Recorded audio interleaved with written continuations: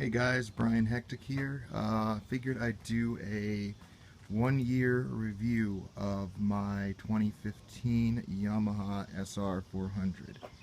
It is a beautifully overcast day in South Jersey and super humid. I apologize for my bike's appearance. It's super humid out and my garage is air conditioned, so go figure. It's not actually that dirty. But I figured I'd do a review on my bike since I've had it for about a year, and I just wanted to give you some of my thoughts, the pros, the cons, why I chose the bike, and we'll go from there. So when I decided I was in the market for a motorcycle, I wanted something that had to have 3 prerequisites in order for me to seriously consider buying it. 1, a bike that was light, or at least not too big, so it'd be easily maneuverable. 2, something that was under 700 cc's. 3, something that resembled a cafe racer or a cruiser. I did not want a sports bike, at least not for my first bike. I've got nothing against them. It's just, I just wasn't really feeling it for a first bike. So that being said, I looked at 3 bikes that made the cut that I thought about potentially purchasing. The first was a Suzuki TU 250X. The second was a Yamaha SR400. And the third was a Royal Enfield Continental GT. So the reason I didn't pick a Royal Enfield was because, based on consumer reviews, it didn't seem super reliable. Not that it's not reliable, but it wasn't as reliable as a Yamaha or a Suzuki. And just based on that, and just the price tag was very, very high, and so that just kind of cut that out. As much as I liked it, and I liked the fact that it was over 500 cc, it looked aesthetically very pleasing. It just did not make the cut for me. I was not feeling it. So the Suzuki TU 250X, the reason that I did not choose the Suzuki TU 250X was, number 1, it only has 250 cc's. Now, while I said I didn't give a minimum requirement for cc's, I only gave a maximum, but the bottom line is 250 cc's was just not enough for me. I'm sure that's more than enough for someone who's just putting around the city on a commute, but I wanted something that was fun and easy to maneuver in the city, being that I live in a somewhat urban area, and something that I could bring onto the highway if I wanted to do a short road trip or something. So there was that, and honestly the Suzuki TU 250X was the first bike I looked at, and initially it was actually very pleasing to the eyes. I liked how it looked. I was like, that's the style of bike I want.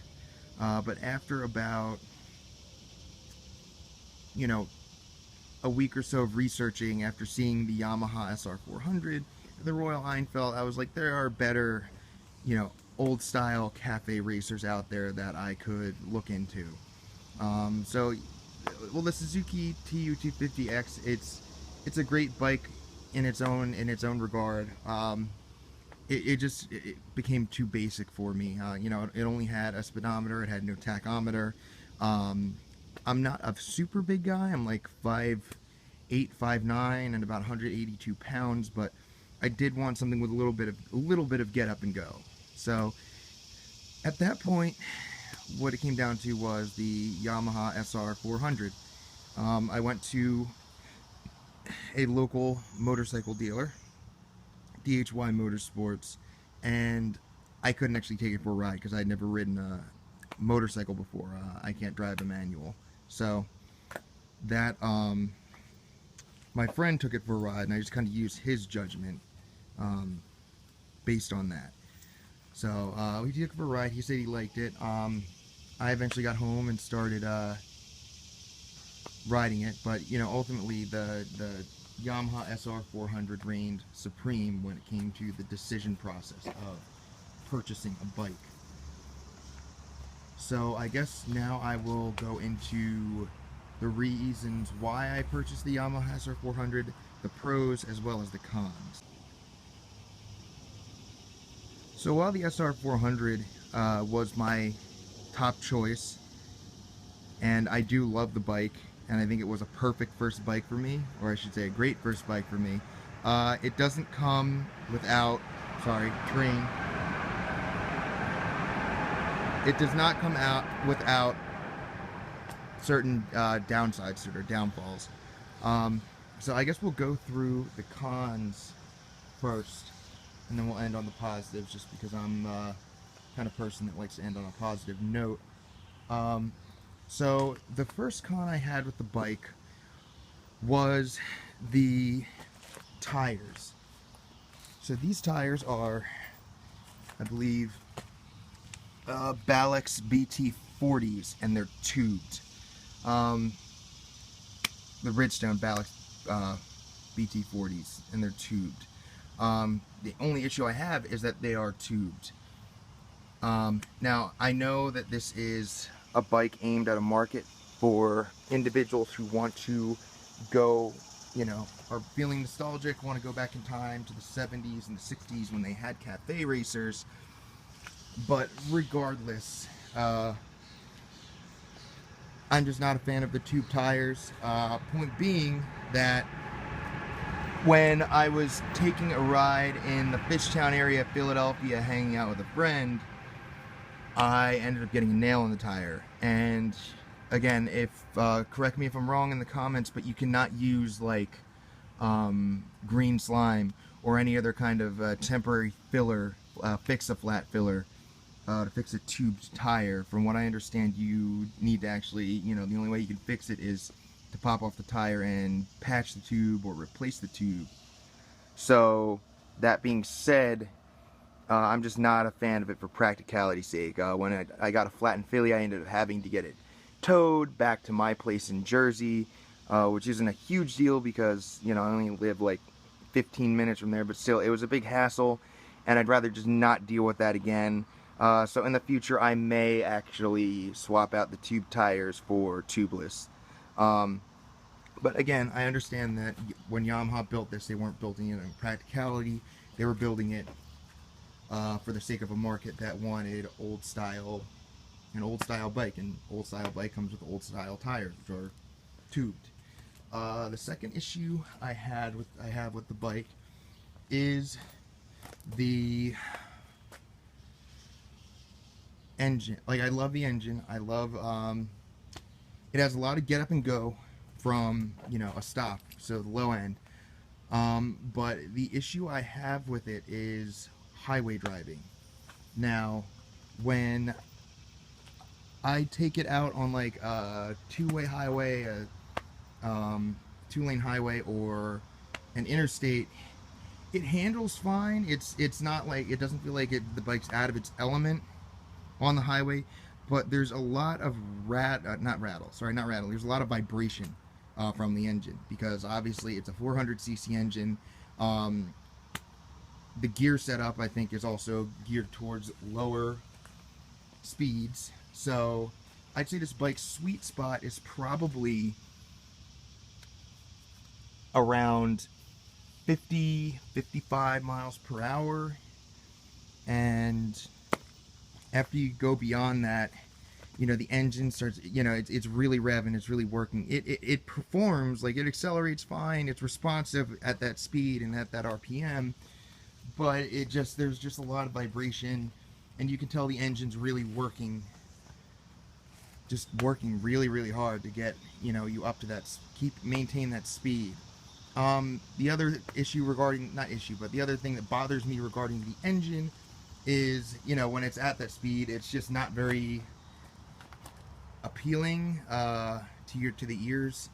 It's like, it's just very, like, kind of like high pitched. You can hear like the fuel injectors, like you hear that click, click, click, click, click, click, click. And actually at first it does that all the time, and it's supposed to. It's totally normal for a direct injection engine, like my Volkswagen GTI. It does the same thing because it's also a direct injection engine, and based on what I've read, and the reviews I've seen, you know, that's what a direct injection engine does. There's that ticking from the pump. So, but you know, in the GTI, obviously, I'm in a cabin, so I don't really hear it when I'm driving. I don't hear it at all actually when I'm driving, uh, because of the cabin, and also I have a loud turbo back exhaust on the car. But on a motorcycle, obviously, it's very different. Like you hear everything. So that being said, when I'm riding, and especially when I'm at like a high RPM or I'm at a high speed, it's really loud and it's really just not appealing to the ears. Um, the other issue is the exhaust. For one thing, I think it is incredibly ugly. It's just not aesthetically pleasing at all.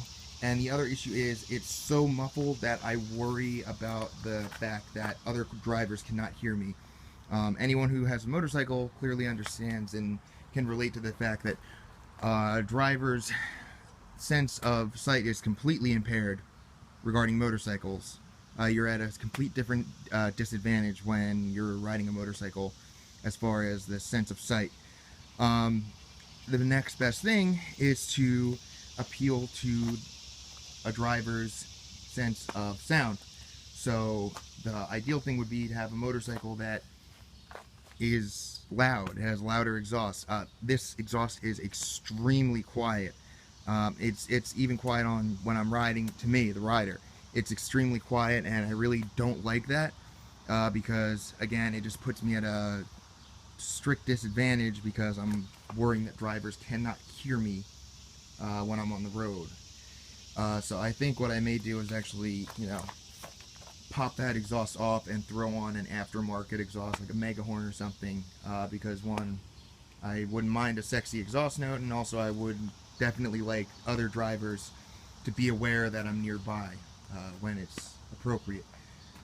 So that was the other issue. I think those are really, oh, sorry, one other one. Almost forgot. So again, because, and I acknowledge this, that this is a bike geared towards those who are interested in an older style bike. They want the nostalgic feeling. They don't want convenience. They want nostalgia. They want like that classic look, that classic feel. So that being said, there is no electric start on this bike. It is kickstart only. And while I do love the kickstart, it's really cool. I love starting up this bike. It feels cool. It looks cool. I'm not even going to try and hide that. But it's problematic when you're out on the road. A perfect example would be if you stall out. Clearly when I first got the bike, since this was my first motorcycle, there was a lot of stalling out. So when I was at a light and I stalled out, it's like crap, and you've got to put the bike in neutral. You've got to, you know, pull this out, pull the Kickstarter out.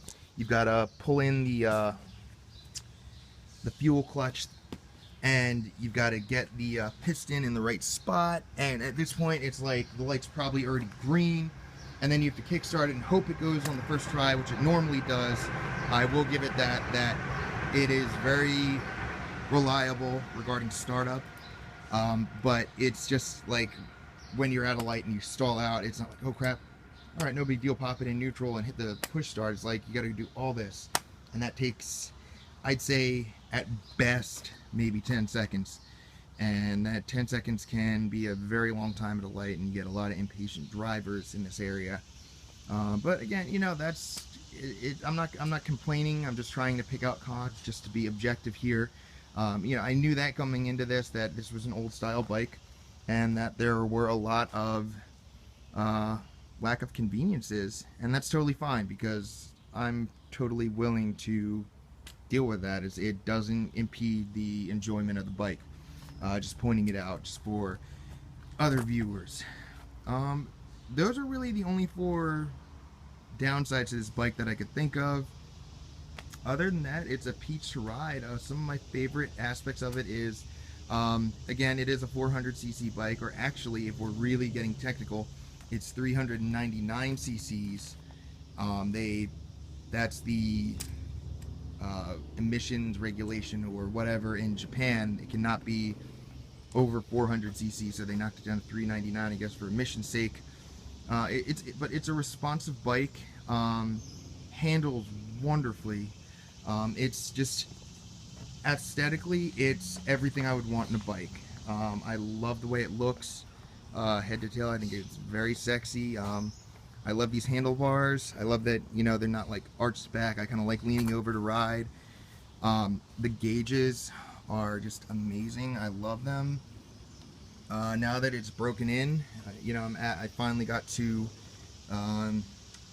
you know, over 100,000 miles, so I can really rev it and, you know, launch from a takeoff if I want to. And even at 400 cc's, like I said, it has a lot of get up and go. I like that they did add some modern conveniences to it, even though it is geared towards, you know, a market that's all about old school.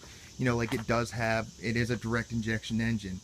It gets great mileage. It's like a single cylinder, so it gets like probably 72, 73 miles to the gallon. It's super reliable. I've never had any issues with it that weren't based on outside variables. It's durable. Like, I've been in 3 extremely minor, I don't even want to call them accidents, because 2 out of the 3 times I wasn't even present. A parent at my job backed into my bike and knocked it over, and it was fine. It's got some dings in the rear fender well, but that's about it.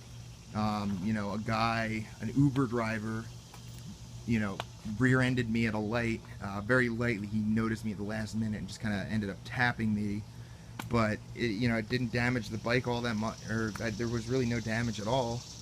I took a spill when I, you know, went over some railroad ties that were protruding out of the ground in Philly, and it was at a low speed, but I still tipped over and ate it, and the bike was fine. Yeah, it's a great bike. It's again, on the highway, it's a little bit, you know, vibraty, but you know, it handles. You know, you can still, it's still responsive. You still get that power. You still get that torque even on the highway, and that's what I was looking for, like an all-around cafe racer, or just a standard bike, or whatever, just so I could, like, you know, putt around town if I want to. You know, hop on Route 30 and go up to the city. Go down to the beach. Like, my friend and I just took a trip down to the beach, and it delivers in that regard. I think Yamaha did a great job capturing the SR500 look from the 70s in the SR400, and it's a great little bike. I guess if you have any questions, just leave a comment and I'll try and answer them. But that's basically my year-long review of this bike. It's great. I would totally recommend it if you're in the market for a cafe racer. Just kind of keep in mind the pros and cons that I pointed out here. I'm Brian Hectic, and, you know, thanks for watching.